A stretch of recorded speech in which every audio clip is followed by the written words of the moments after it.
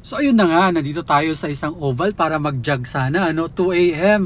Nagporma-pormado pa tayong pang-jog guys, pero sarado yung oval. Alam mo kung anong dahilan? Dahil daw sa smog. Tingnan mo sa labas, pakita ko sa inyo kung may smog pa. O ayan, paglabas mo dito, wala naman ng smog. Nung mga nakarang araw pa yung smog na yan. Ayan o. Diba? So, I don't know, Sunday, magma-Monday na.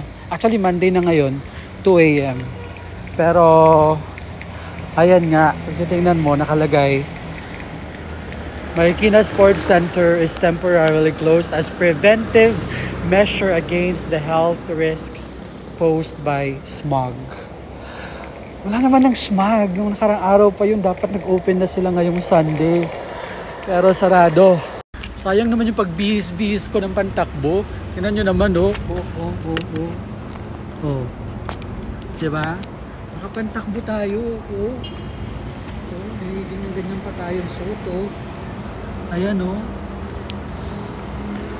Sayang naman di ako makatakbo. Pero, yeah. Siguro may reason sila. Baka niisip ko Sunday, baka nakapag-desisyonan nilang Monday na lang sila magbukas. Well, balik na lang tayo sa mga susunod na araw. Siguro tatakbo na lang ako somewhere. So, ayun na nga. Bye!